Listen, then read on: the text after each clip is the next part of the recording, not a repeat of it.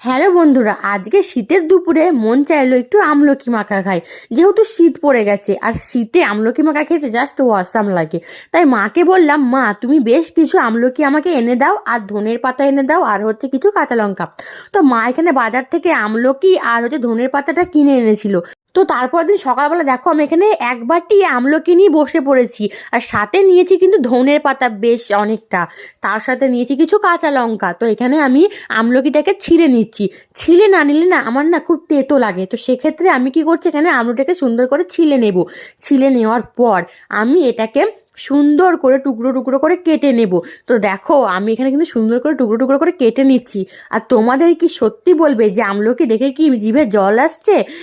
মন তো চাইছে যে না ছুটে চলে যায় আমলকি মাখা খেতে।